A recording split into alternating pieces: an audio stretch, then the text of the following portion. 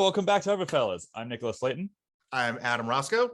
And we are here talking, shockingly, James Bond. You probably don't know this. Actually, maybe you do. This year is the 60th anniversary of Bond in film. 60 years ago, Sean Connery said the famous line in that casino and then killed Dr. No. Yep. Some other stuff happened, but it's that. Time flies. Yeah, and so 60 years later, I kind of feel like we were just here. I think that's just getting older, but it's like, didn't we just do the 50th hullabaloo? And we only got 2 movies in between. I mean, I remember when it was the 50th, it was more 67 of, hey, Skyfall, this movie looks amazing. Less about the events, the anniversaries, and this and that. And died every day. I was probably too young to really experience all that stuff, but that was an anniversary movie. An anniversary. I remember that. Yeah, there was a lot of merch. Well, but that was about, and the movie itself was kind of self-referential, and we have a whole episode about that. Go watch it. Link in the bottom. Go to our channel. But yeah, so it's the 60th anniversary, and we're in a very weird place because there's no movie coming out. No. There's technically no actor as Bond. I think they'll announce it in this year. I do too, and I want to get to that. But we're recording this middle of April. They had some stuff sort of went on. They've we've talked about the stuff in the store in the past and the weird stuff they sell there. But if you're in the UK, a bunch of Bond films, including Dr. No, went back to the theaters, which is super cool, and I'm jealous. And everyone watches in the UK. I don't get that. That's the first thing that I want to talk about with this anniversary thing is with the 50th, they had a movie and they knew they had a good one, so they just kind of put everything onto Skyfall, and it ends with a happy 50th anniversary logo. But for this and bringing out all the films again in the UK and I think Ireland, we have, every time you go to a big chain movie theater, they're always doing these one-off, watch the opera and watch do Ghostbusters again, or all this repertoire stuff. And why not have a Bond once a month with I think it's Fathom Events or whatever they call it. Every chain has a thing. So Quentin Tarantino owns a movie theater in LA called the New Beverly Cinema. They do a lot of new releases, but it's also a lot of his movies and also some classic double features. And I only found this out the other day, this month, they're doing a movie every week, which is super cool. But they're stopping at the end of April. They're not doing every movie. And that's an independently owned cinema. Why is Eon, why is MGM not doing it? Amazon. They're doing Bond. They're the New Beverly's doing Bond. Yeah. But they're stopping. As far as I know. At least I looked into the calendar for May, and they're not. The one thing I know, and correct me if I'm wrong, but every print that they show is Quentin Tarantino's own personal. I believe so, and it's all film. It's always on film. Yeah. So maybe he only likes up to a certain point. Yeah. Well, okay, I take it back. In releases, I guess there is some new. I guess it just got announced. Amazon is going to be showing all the movies again. Because you watch streaming, the releases fluctuate, whatever. Yeah. But where's the big release? Okay, they want to keep I have a theory that they're going to announce the next director of the next movie, the next actor by year's end. Oh, but they're saving that. That's you don't want to pop a champagne too early. Mm-hmm. But until then, what do we have? There's a video game in the works. Just money to be made, honestly. If they're doing these, the one rumor that there's gonna be 4K for all of the old ones, because I think the Craigs have 4K, right? Yeah. But usually when 4K happens, it might go to theaters and do a special one-off. One of my buddies that lives here in Portland, he's a huge Star Trek nut, and he refuses to get Paramount Plus, even though they announced Star Trek the Motion Picture in this beautiful revamped 4K extravaganza. He's like, I'll wait till it's on disc. But they're going to show it one night only at AMC. And I'm like, there we go. We're going to go to that. Yes. I mean, I'm a terrible Bond fan here. I'm forgetting the month that Dr. No came out, but it was either March or it was October. I think it may have been October. maybe. I mean, Point of it's it is tough. like you'd think they would have a thing like it just is very weird that it's the 60th anniversary. It's a big deal. We're in this weird limbo, and I feel like the Eon is just not reaching the moment here. And Barbara, Michael, I'm not calling you guys out. Don't send the hit squads, but like we could be doing more. And I kind of want to find out like what do you want? I want him on the big screen, honestly. Like I was thinking about this driving home from work now to do this, like trying to think. We have like a repertoire theater here that's like very well known, like major filmmakers love coming here. We have the 70 millimeter and all the fancy schmants. And the last James Bond movie they showed was like over 10 years ago. They did Live and Let Die, and I missed it. And I have friends at this theater, and snarkly or not so snarkly, every single post they do, I'm like, Bond, stop showing these stupid kung fu movies that nobody cares about. I mean, sorry everybody, but come on. Like, it's very cool that Romeo and Michelle's high school reunion plays twice this year, but can I please just get one Bond?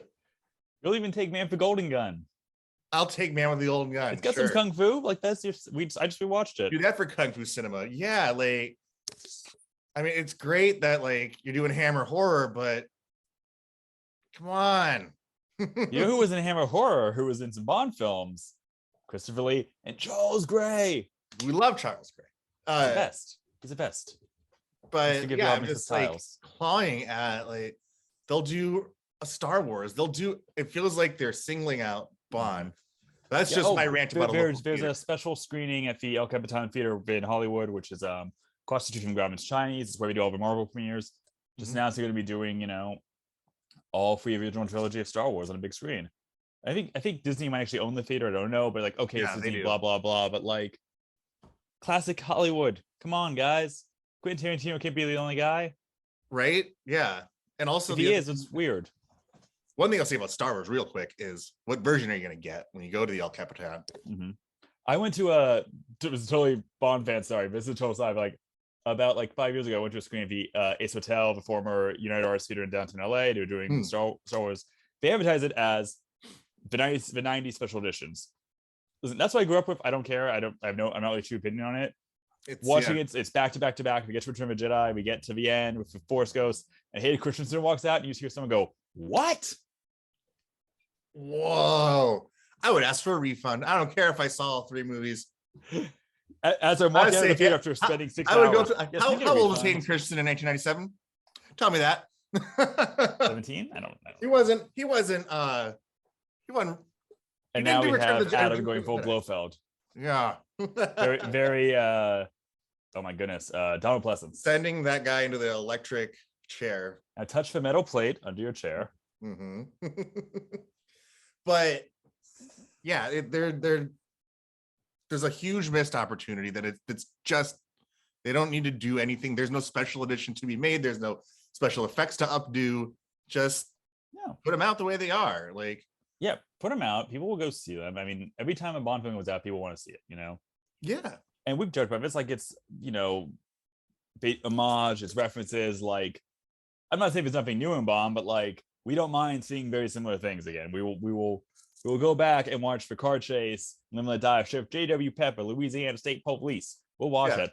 But also, you know, I know we're not a branch channel. We financially, interest-wise, not a thing, but it's interesting. There's been a few announcements here and there. I think, what is it, Mason and Sons is doing some stuff.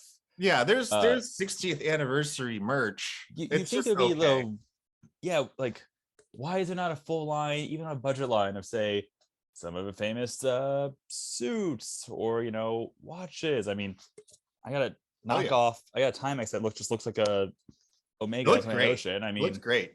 It does, in like a way less of a price, but it's like, we want these things. We will buy these things. Trust us, Eon. Like, our money will be yours. Just what, I don't know. It's like Factory Entertainment has a few things, the Spectre Ring, the No Mask, and No Time to Die.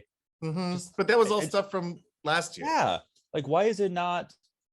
I don't know. I feel like Oliver Brown had very big Bond line the last 2 years, but not this year. Right. Well, also I feel like the delays in No Time to Die really put a dent in things because they had to pay, or and the companies had to like pimp out like, you know, their stuff several times. Yeah. You know, I'm sure they you know, they were sitting on boxes and boxes at Old Brown of the combat pants. Oh, combat pants, yeah, because it was NPL who did the I'm sorry, yeah, it was NPL. My bad. Sorry, David. They did your classic gray T-shirt in Jamaica. yeah, and they brought back out the classic line, but like, yeah, I think they shot their wad like they had to do it a few times. Yeah, like I always say that, you know, there was a witch that placed a curse on Daniel Craig when he said, I'd rather slash my wrist than do another one. It's like, you're gonna do another one, but you're gonna do the press for it like 4 times. It's like we're gonna ask you questions for stuff that you forgot happened. Yeah, you hosted Saturday Night Live pimping No Time to Die like 5 years ago. And then had him on the Tonight Show, and they did that circuit again when they were gonna do like the fall or something from 2020. Oh. Yeah, well, okay, I was gonna say, we're talking about anniversary stuff. You and I have this little rant the other week when the Oscars happened. Oh yeah. They did a little video for Bond. It was fine, except for a few reasons. It was introduced by Kelly Slater, Tony Hawk, and Shaun White. Cool athletes. Tony Hawk is awesome. What have they to with Bond? And also, they did not mention George Lazenby's name. Yeah, I don't know.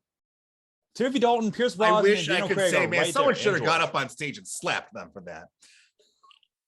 I had to. I'm sorry. Like a little Three Stooges, like bunk, bunk, bunk. But yeah, like why not get like, I know the past Bond acts a bit of the Oscars together. It's like that video of, I want to say, Dalton, Connery, and Moore, or Dalton, and Pierce, they're, you know, none of the surviving Bonds are ashamed of it. You know, or like have beef. Like, I think like Connery still had something lingering. That's why he never came to certain anniversary things. But like, Pierce Brosnan lives in Malibu. He would have driven down and introed the thing. George would, you could film him on a boat, George do it. Drink on the phone, like, you know, oh, I'll be there in an hour. Someone hands it, make it 2. That'd be hilarious. We'd get it. It's wonderful. Yeah, I don't know why the bureaucracy of the Oscars made that happen. And no, I thought that the 60th anniversary video they made was super lazy, because if you go back and watch the 50th anniversary one, it's exactly the same, except they inject the new movie. Yeah, well, it's you know, it's funny because like I keep thinking back to this when we have this idea for this discussion. It's, you know, No Time to Die got delayed constantly, had to deal with marketing and this and that. There's a whole thing, but they knew, like, you know, 2022 is the anniversary. Mm-hmm. So like, you know, obviously you have a whole year to do it, but you want to be doing some stuff. I mean, okay, at the BAFTAs when Shirley Bassey came out and said Diamonds Are Forever, amazing. That's the kind of stuff I want to see. That was a good thing. But, you know, why can't we have performances like that? You know, why is there not at the Royal Albert Hall or the Hollywood Bowl in LA? Like, why is there not like a special, like, you know, Hans Zimmer conducts the Bond themes or something? Hans Zimmer just did a tour. Yeah. And shout out Thunderballs Radio. Those guys, one of the dudes or someone they know got on their Instagram Live and broadcast Zimmer doing the Bond stuff.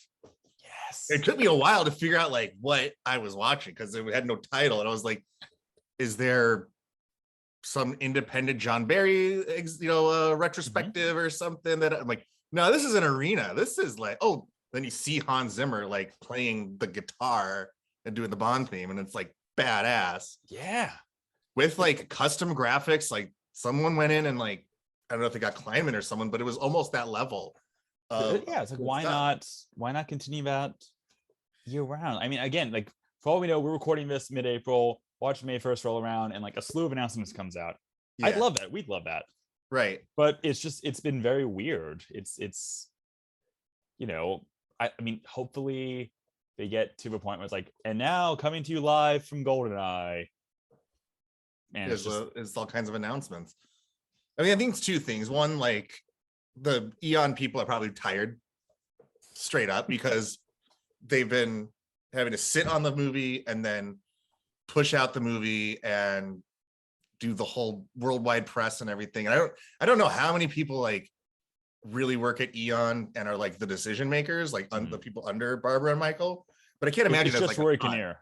He's just somehow has like a side gig. Yeah, like I know like Michael Wilson's son, like, but like, you know, the decision makers, but also like having just put out a movie and having to now start over and reboot the entire series. I feel like this anniversary is kind of like not an afterthought, but like not their top priority.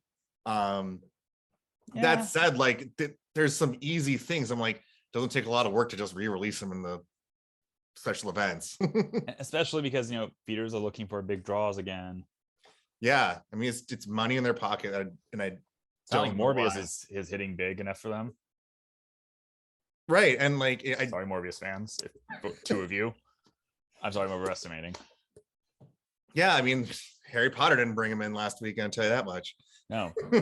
Yeah, so like, why not do Bond? Why not, like, okay, you know, there's a video game in the works, video games get delayed all the time, fine. Yeah. You know, we are comic book fans, we've been reading the Dynamite stuff. Why is there not like a special miniseries announced to go through this year, like a brand new Bond adventure, like, you know, hey, here's a you know, like there's like in comic books there's stuff right now, it's like the Michael Keaton Batman continuation. Right. Why is it not like a, hey, we're going to do a special one, like the Connery years, and here's more Lazenby, and like, I mean, okay, with continuity stuff, you could just do a Lost Adventure featuring the likeness of Roger Moore. To that end, and kind of going back to Star Wars, when they did that, Dark Horse put out a adaptation of the original George Lucas screenplay. Yeah. And like, here's just an example of how weird that would have been. How about put together everything you can and do the third Dalton movie? Oh, if it, yes. You know? Or like then going back to Star Wars and like kind of stealing from what Dark Horse used to do. They did this thing called like Infinites, where like it's like a remix of the whole story. Where, you know, they'll kill off characters that, like, you know, like let's kill Chewie in the first one and just see what happens. Like, they didn't do that, but it was stuff kind of like that. Yeah. But it's like, all right, let's do a series of what ifs. All right, George Lazenby's Diamonds Are Forever, you know? Like, try to think of that sensibility. And even like, you know, if I was the writer, I would like try to interview Lazenby of just like, hey, if you had that movie, try to imagine yourself at that time. You ditched the pirate radio guy. You made the other decision. Yep. Yep. What would you do? Shave a beard. You shave a beard. Oh man, I think you're still in Kung Fu with Bruce Lee, but you want to do your own thing. Let's go. Yeah. Or, you know, maybe let's. We've talked about this before. The serious Jinx movie that never got made. Yeah, there's a screenplay that, you know. Yeah. Or all the stuff that Purvis and Wade wanted to, but never got around to doing. You know. Well, that stuff I feel like. Well, that stuff gets on the shelf and comes back. Eternally on the shelf. Yeah. But you would do that, but like, I mean, maybe the Jinx screenplay, like, they've mined it for all it was, because I know a lot of the vibe turned into Casino Royale, which is maybe the villain had a Japanese no mask for some reason, right? And it'd be cool to see those little Easter eggs, like, oh, that was in the Jinx strip, then it popped up somewhere else. Like, maybe we're giving it too much credit. I don't know. I need to see the script at some point. Maybe, yeah, but I feel like, you know, just that kind of fun stuff. Like, I mean, there's always red tape with rights and likenesses and all blah blah blah. But it's like, the 60th anniversary. Put out a capsule line of affordable budget items, like the 1 year, so like 3 months. You can buy all these items that are like, you know, we partnered with some mid-tier there line. Was Urban Outfitters did a thing. Oh yeah, but that was just like it was like t-shirts like prints on it, wasn't it? It was. And I mean, shout out Bond Experience. I don't understand what happened with the video he made, but he did a video influencing them. And all those items were like long gone. Because like I saw that video, that video, and I was like a cartoon. Like I left my a trail of smoke, and I went right through my wall with left an imprint of myself. And I drove to 2 Urban Outfitters. And I'm like, where's your Bond shit? They're like, the hell are you talking about? That was 6 months ago. I'm like, damn it. Regional? I don't know. Yeah, I don't know. Just do that. Okay, crazy fucking idea. Sorry, we curse with the channel sometimes. Why is there not? Okay, in the pandemic, you know, I work at a bar, also among other good jobs. I'm big into cocktails. They're like, you know, take home cocktail kits, this and that. Why are we not seeing some like Bond branded? You know, maybe this is only like legal issues like that. Maybe it's just UK, but like, why is it not like, oh, but Bond martini? You know, I mean, I think those things Smirnoff would probably kick in. I think those things are great for keeping the brand alive just subtly. And while like Blackwell's rum should always have a 007 edition. You mean this rum? Oh wow, look at you, Connor. Like, oh, Lawis it's chill. Well, you know, always be prepared. Much like Q, always have an escape plan. Yeah. I promise you I was more just to keep up a piece of art than just for drinking in my office. Right, but I think like, you know, little things like that, having the branding just around, I think is is great. Yeah. Well, okay. We gotta get to the cherry on the top of the big reveal, this and that. It's October, November, even December. Why not? And they hold a special event, and they say, and it's Barbara and Michael and Purvis and Waiter's there for kicks. We need more people. And they're like, okay, we are now announcing Bond 26, and they announce the director, the actors, the love interest, and the villain. You and I sort of have this conversation online, but who do you choose? Who's your Bond? Yeah, your yeah. your love interest, there was like a little Instagram game this last weekend, and it was weird because when I saw it, they just fell out of my brain. I was like, this is just exactly what I want. And I looked at it, I was like, no, that's exactly it. I want to do an Idris Elba like mini series, like not connected films, but like sign them for 3. While it's like I'm just in my heart, I feel like they are not gonna find the next young guy yet. I think they need longer than a year. I think they need to let it breathe. I think there needs to be a new influx of young actors. So I feel like all the young guys now are still trying to be Daniel Craig, and I'm trying to look for like the next whatever the iteration of Bond is going to be. And I feel like right now having like Idris Elba do it would satisfy millions of people. Also, you finally have your first Black James Bond, and like, so what if he's old? Like, I would love to see the Never Say Never Again treatment, where it's like, dude, you're still here, you're still alive. You know, hopefully I thought this stuff was kind of funny, like, you know, and do it that way. Bring Paloma back. There's no continuity. It's just the same character. Like, yeah. Again, Charles Gray came back in the same continuity. There's go with it. It is. And so in villain, instead of for say it again, Tom Hanks. He's never played a villain. He's never played the heavy in a movie, and I know he's a massive James Bond fan. I feel like if he's gonna do it, this would be the one. It's like, dude, you've done everything. You're Walt Disney. You are Colonel Tom Parker. You are Mr. Rogers. You can't be everything. Why not? He's got Oscars. But if you're gonna be everything, Tom, you gotta fight James Bond. You're not gonna be James Bond, but you should fight James Bond. So now you're selling me on it. Now I'm seeing some context. This is like how I always think Leonardo DiCaprio has his Oscars. Should just do like some like Taken or John Wick type movie. Now just have fun. But I'm here for that. But I think that's Tom Hanks' version of like having a really good time. Like, he would chew the shit out of a Bond role. Oh my God, absolutely. Okay, remember in the 50s, Casino Royale and Peter Lorre was the chief. Oh yeah, there's like those, like whoever the new Bond is and Tom Hanks facing off against the table and over cards or backgammon or whatever the sport of the year is. I'd watch that. You've sold me on it. Okay, director. I'd bring Cary Fukunaga back. I feel like he's solid. Any mistakes that he felt he might have made in No Time to Die, he can adjust for. But like, I want to see him lean into rock and roll. James Bond, like, you did your sad Billie Eilish, but he said his favorite was a Duran Duran. I want to see spectacle. Cary Fukunaga, and he's worked with Idris Elba. Oh, he did. Yes, you're right. Donation. So I feel like, and he in the interviews he said like if he was invited back, he does have an idea. So it's like he's already thinking about it. So I'd love to see what it is. Yeah. Especially because No Time to Die was in so many ways, Craig's influence as well. Yeah. So let's see what's Cary's. I really feel like one thing I'd like to see in the series going forward are directors doing it more than once. Like, I feel like they just hire someone to get it done. But I would like to see like a John Glenn or someone do it for like 3 or 4 movies. Yeah, I think I could see that. Yeah. Yeah. For you. Yeah. So again, like if age is not no limit, because anybody's trying to age out of the like range we've talked about, I still think Luke Evans should be the next Bond. I think he has like a sort of Dalton-esque like grit and charm and suaveness. Mhm. If anyone's seen High Rise, which not many people did, Ben Wheatley's great film adapting J.G. Ballard book, convinced me that Luke Evans could be the part. He just has like a charisma in that. Bond girl, Adele Hene, I hope I'm saying it right. They went to see Portrait of a Lady on Fire. She was the blonde in that. She was brilliant in that, gorgeous, great actress, and maybe okay. Yes, Lisa Doe is also French. We had 2 French Bond girls in a row, but whatever, do it. I don't care.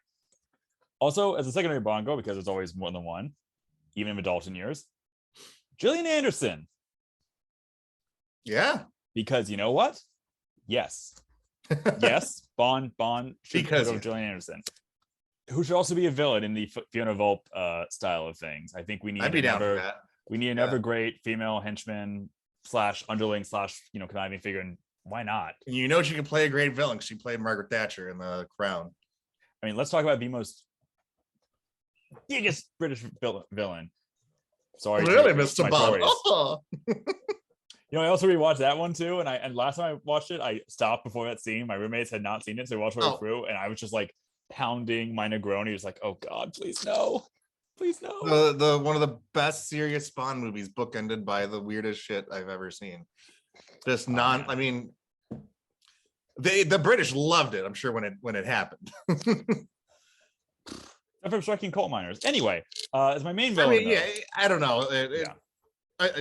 We're pissing off someone in our audience. We went from a delicatessen to Margaret Thatcher impersonator cameo thing. Meanwhile, in one of the best, greatest spy stories. Oh, one of the best. But the villain for Bond 26, I think Chiwetel Ejiofor needs to play the part. He is a brilliant actor. He kicks ass. He's got even just playing Bond someday. Like, I don't know how old he is. Well, apparently they try to get him for C in Spectre, which is just what a waste of an actor. And I mean, not that C would have been a good character, even if Andrew Scott just wasn't doing Moriarty again. Andrew Scott's a great actor too. But they clearly just do that thing you did already. Do that again. Yeah. And then director, since we never get Danny Boyle, and since Ben Wheatley probably is not the guy for it, I think Paweł Pawlikowski. He is a Polish director. He did Cold War, which is one of my favorite movies. Yeah. The late director of Cold War was almost a villain when Danny Boyle was doing Bond 25. But he's just a brilliant director. And if you have not seen Cold War, it's this one long single take at a dance scene at a New Year's Eve party. That is one of the most dynamic and thrilling sequences I've seen in cinema recently. And I watched that guy in action. Yeah, I need to watch the whole movie, but I did watch that scene when you posted it. That was it's brilliant. Yeah. So I know look, the Broccolis, they think outside the box with directors, they think outside the box with actors. I really doubt I will be disappointed. Yeah, I mean, I think we can rule out a few actors or a few just obvious choices. I mean, I don't think Henry Cavill will be it. I think I don't want someone who's just James Bond shaped. And too big for James Bond too. He's huge. Also, you did 2 great spy movies already. You did Man from U.N.C.L.E. and Mission Impossible. Fantastic ones. Oh, what's up? Fantastic movies. I love them. Oh, yeah. And he's Superman. He can be Superman and James Bond. No. Also, he's a Witcher, and I think they want to keep that going for as long as they can. So, they got he's busy for another 2 years. Yeah. Somewhere in Bulgaria or someplace, just beating up extras. Yeah. Right on. Yeah. That's our hopes for the 60th. We've ranted a little, but we want to hear what you guys think. Is this living up to your hype? Do you have opinions? Is there something we missed? Yeah. And if you have seen, if you are in the UK and you got to see the movies when they came back in theaters, how was it? Was it a special presentation? Was there anything a message from Eon? Let us know. Yeah, totally. And if there's anything different, I don't know, maybe they did special edition them. I don't know if they do Live and Let Die, Kananga's blowing up effect is better. That'll allow. That's for one. That's for one. But until then, I'm Adam. I'm Nicholas. We'll see you next time.